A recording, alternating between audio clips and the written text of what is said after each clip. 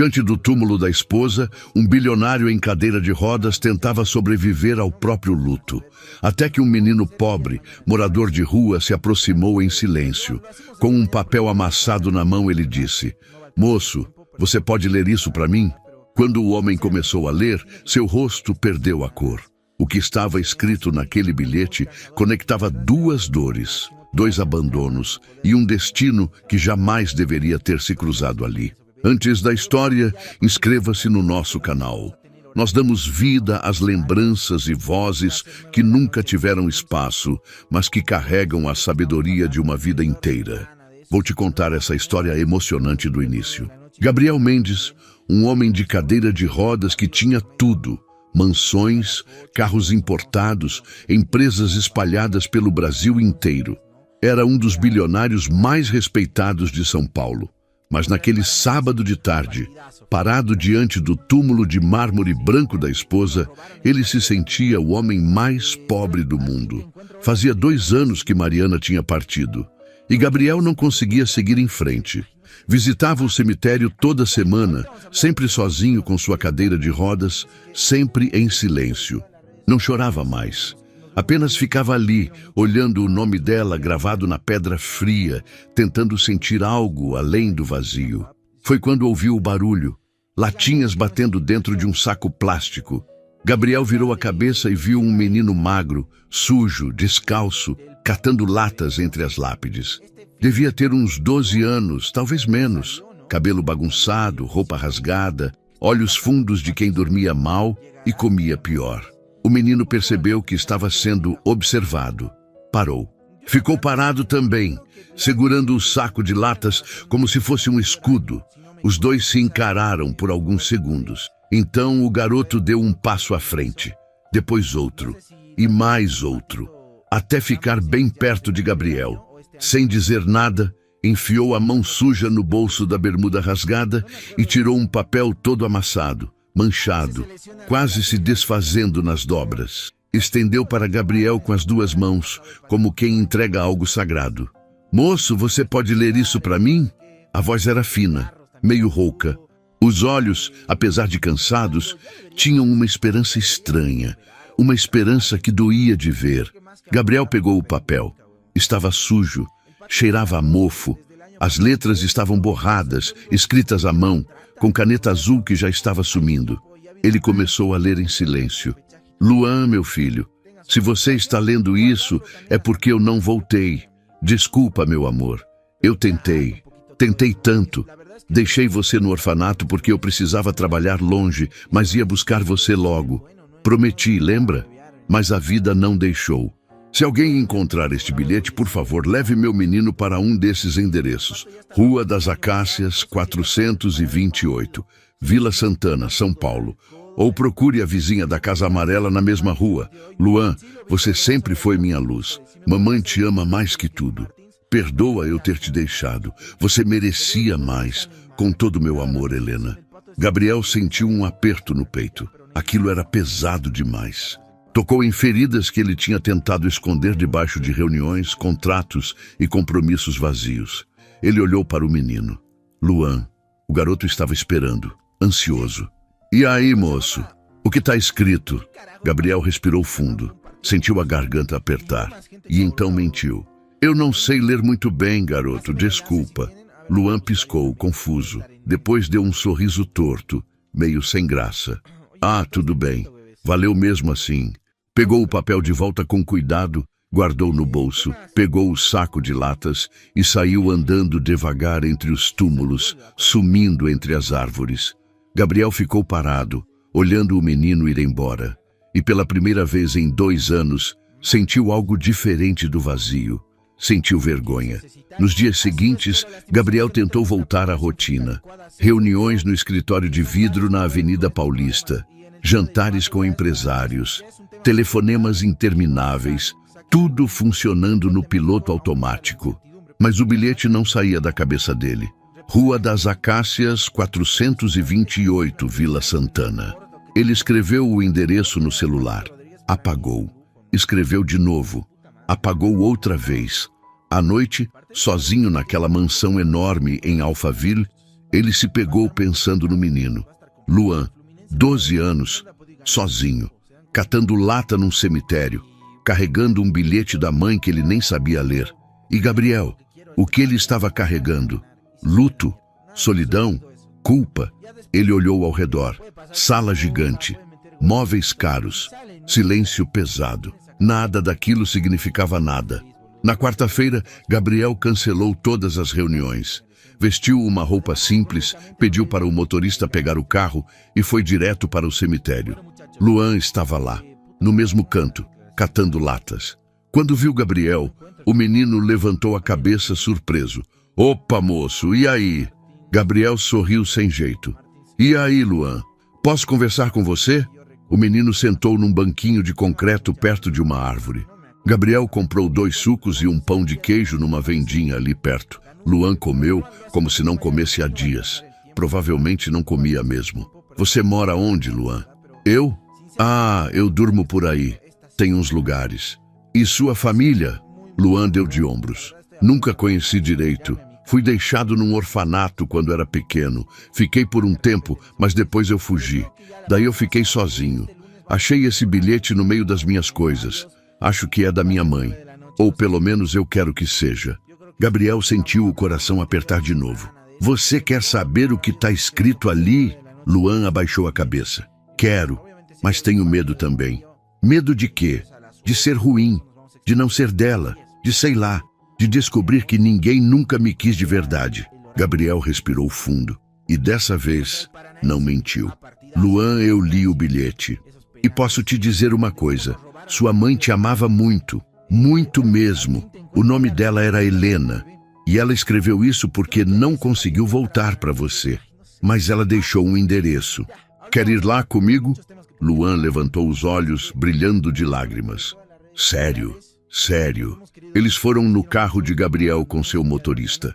Luan ficou maravilhado com os bancos de couro, o painel digital, ele e o cheiro de carro novo, mas não falou nada. Apenas ficou olhando pela janela, segurando o bilhete com força. A Rua das Acácias ficava numa vila antiga, humilde, com casas simples e ruas de paralelepípedo. Gabriel parou na frente do número 428. A casa estava abandonada. Porta trancada, vidros quebrados, mato crescendo no quintal.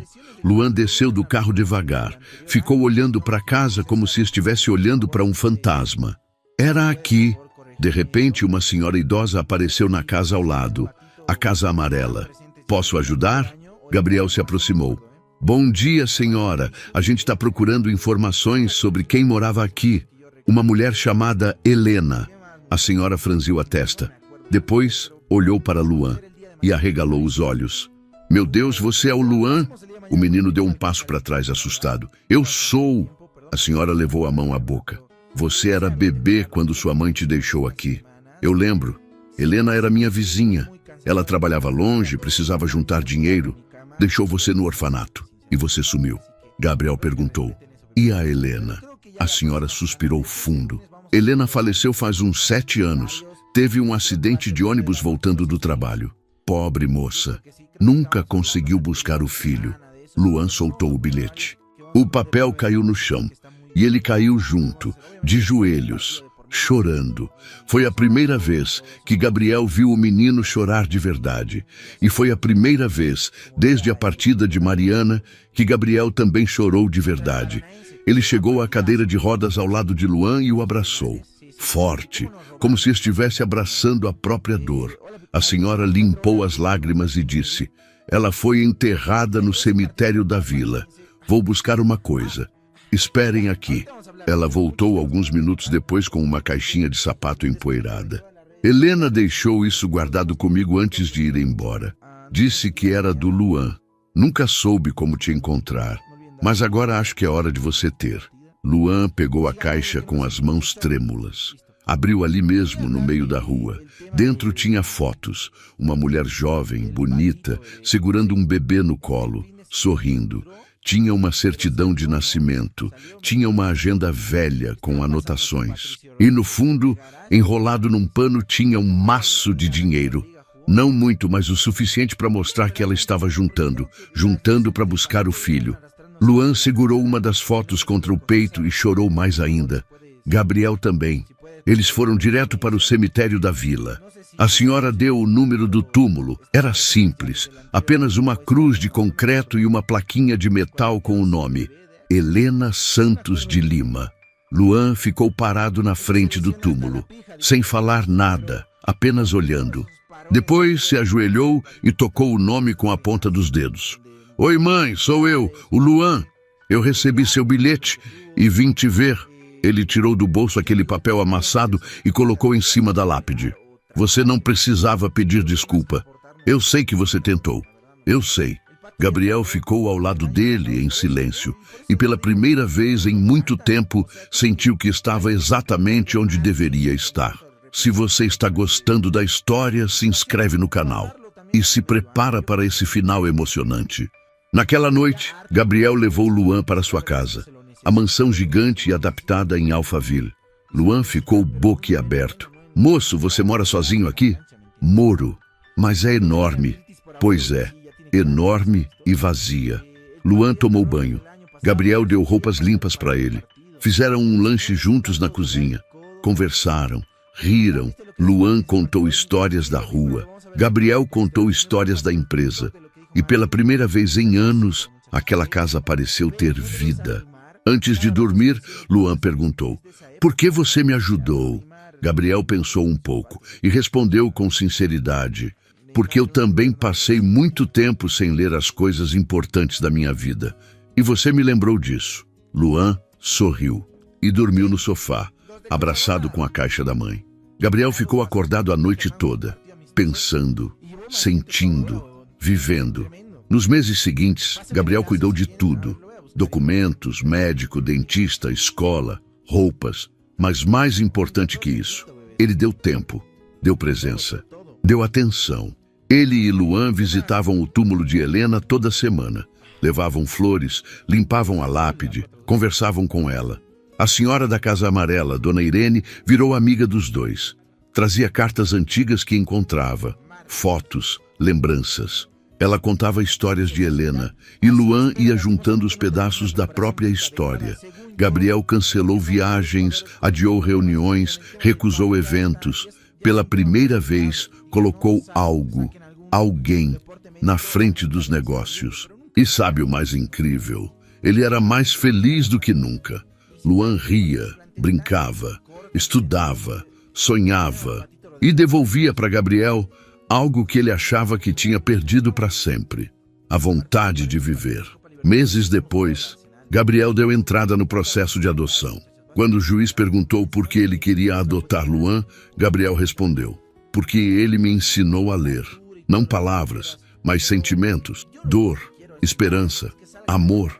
E eu quero ser pai dele, de verdade. O juiz aprovou. E naquele dia, na saída do fórum, Gabriel abraçou Luan e disse: bem-vindo à família, filho. Luan chorou. Gabriel chorou. E os dois riram juntos. Uns anos depois, Gabriel foi convidado para dar uma entrevista numa revista de negócios. O repórter perguntou: Senhor Mendes, qual foi o maior investimento da sua vida? Gabriel sorriu. Não foi em empresa, não foi em imóvel. Foi em aprender a ler o que não está escrito em papel. A dor, a ausência, o amor, a esperança. Foi em abrir meu coração para um menino que me ensinou mais do que qualquer livro. O repórter ficou sem palavras. Naquele dia, a matéria viralizou, não pelos bilhões, mas pela humanidade. Hoje, Luan estuda, joga bola, tem amigos, sorri todos os dias e chama Gabriel de pai sem hesitar. Dona Irene visita os dois toda semana. Traz bolo, toma café, conta histórias. Virou vó de coração. Gabriel continua empresário, mas agora é empresário e pai. E descobriu que ser pai é o melhor negócio da vida. Toda semana, os dois vão juntos ao cemitério.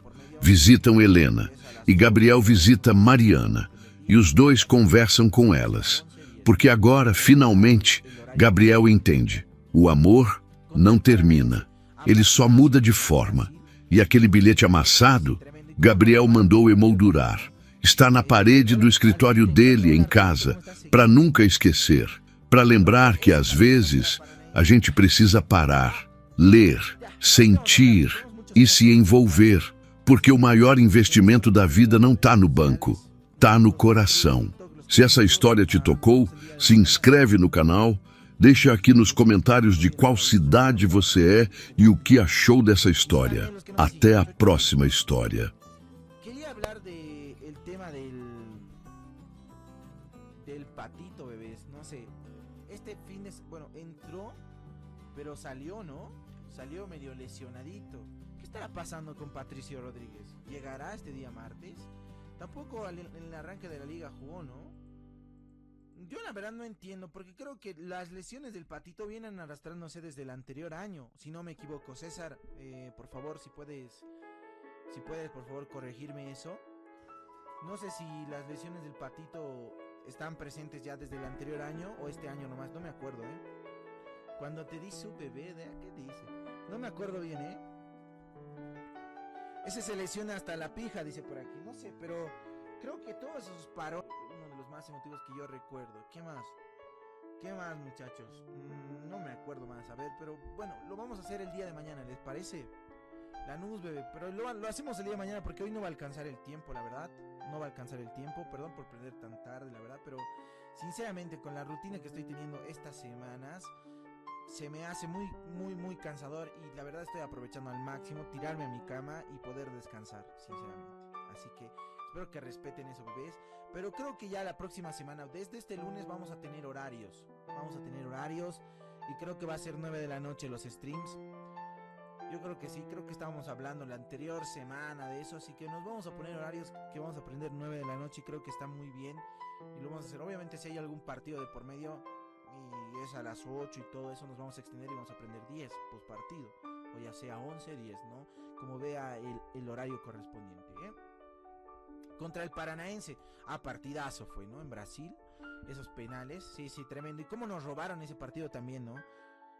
Hola, al fin te encuentro. Hola Arturito, ¿cómo estás? Seguime, bebé. Creo que ese partido contra Paranaense, no sé. Ya, ahorita vamos a hablar. Tenemos muchos temas que por qué tocar. Así que me desconecto de todas las redes sociales. Nos vemos, querido TikTok, los quiero mucho. Nos vemos el día de mañana. Los quiero mucho, chicos. No olviden dar ahí su tap y su compartida. Y síganme los que no me siguen. Chau. Listo. Quería hablar de el tema del patito, bebés. No sé, este fin de... Bueno, entró, pero salió, ¿no? Salió medio lesionadito. ¿Qué estará pasando con Patricio Rodríguez? ¿Llegará este día martes? Tampoco en el arranque de la liga jugó, ¿no? Yo la verdad no entiendo, porque creo que las lesiones del patito vienen arrastrándose desde el anterior año, si no me equivoco. César, por favor, si puedes, por favor, corregirme eso. Сейчас зайдем, посмотрим, как у них трансляция началась.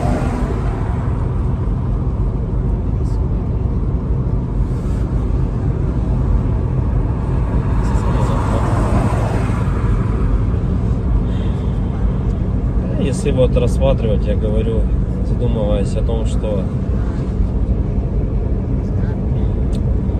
прожитые типа 30 лет, так смотришь на многих людей, которые сейчас, соответственно, живут, которым в районе 30, которые уже потеряли вообще вкус к жизни, да, радость какую-то от жизни. Таких, причем, кстати, становится все больше и больше. Мне кажется, этот средний возраст, когда говорили, что начинается вот этот кризис среднего возраста, он тоже сместился, как и говорят, что сейчас люди, в принципе, быстрее взрослеют, быстрее осмысливают все, да, почему-то это всегда все в плохом больше ключе на самом деле, да, вот что сейчас дети, к примеру, быстрее взрослеют, вот, и мне кажется, кризис вот этот среднего возраста, он, наверное, тоже сместился. И вот я думаю, что он сместился где-то в районе 30 лет. Опять-таки, это тоже не со всеми, наверное, связано. Не у всех людей так, все люди разные. И когда приходишь к той мысли, о том, что помимо того, что люди сами по себе стали такие вот, наверное, депрессивные, да, времена такие сложные, да, вот это вот еще извне много каких вещей случается, ну, на данный момент, которые людям усугубляют эту ситуацию на самом деле, вот этой депрессии, вот этих кризисов, да, каких-то переходных моментов в жизни. И непонятно, если конец этому всему, да, наступает у людей потом белая полоса в жизни, и они не могут выбраться из нее. Примеров достаточно на самом деле много.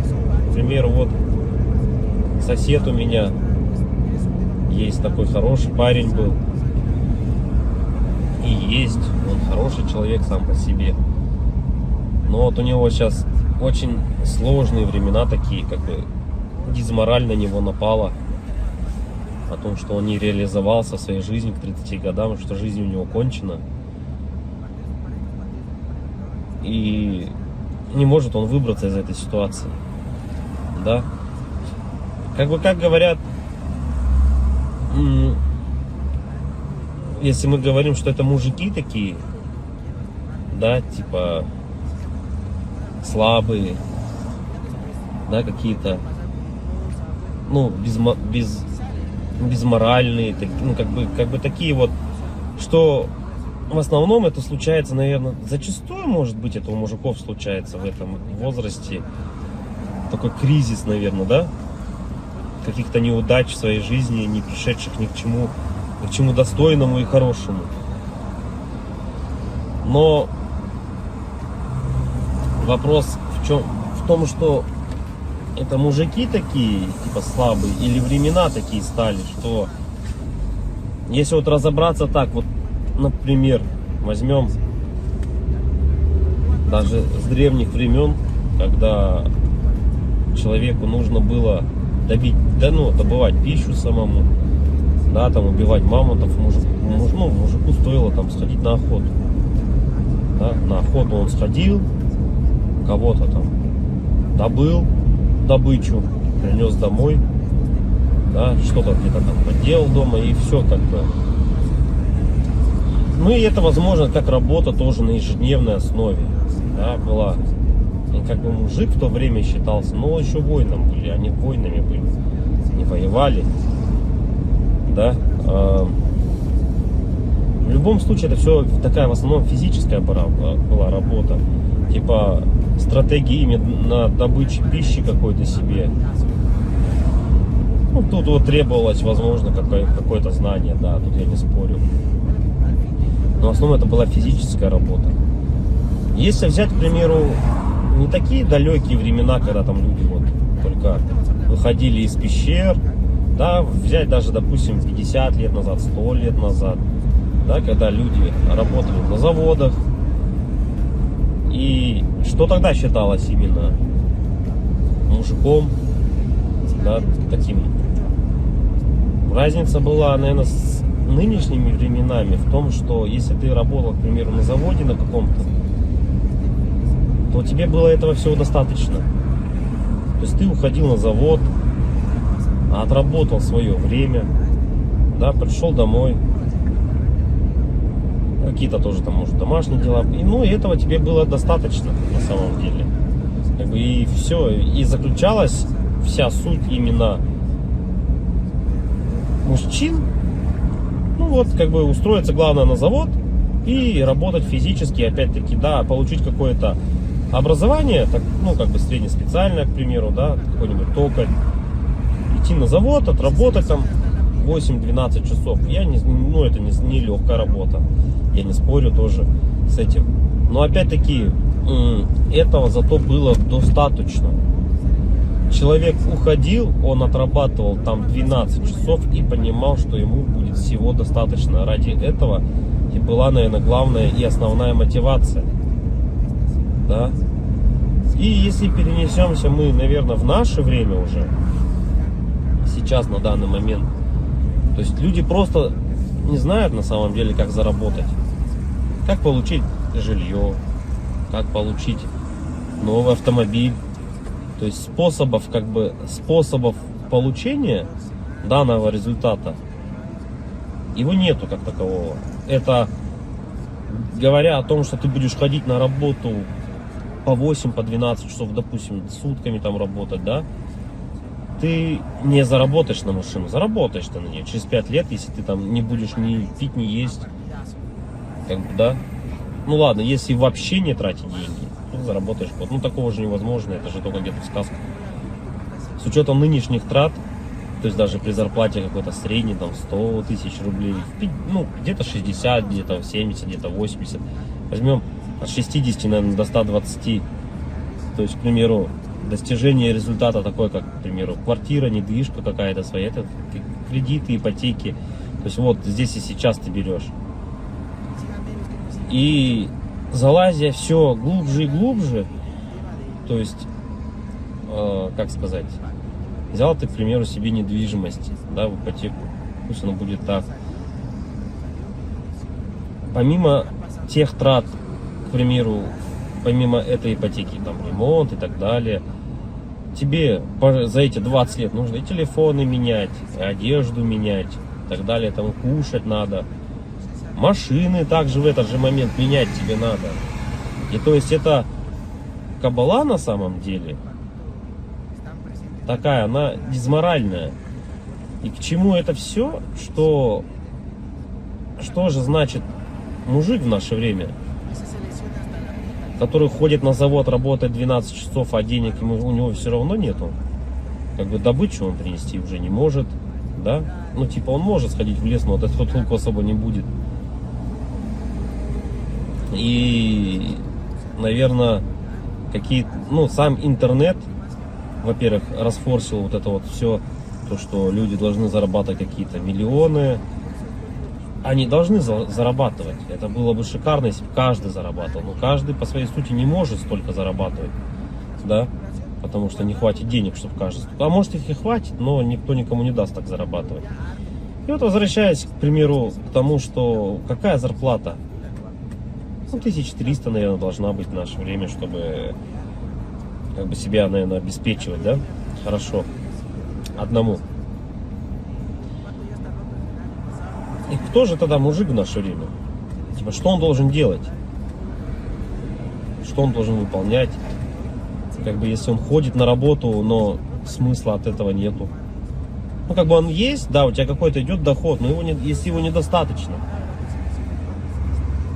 Смотришь другие профессии, другую работу, да,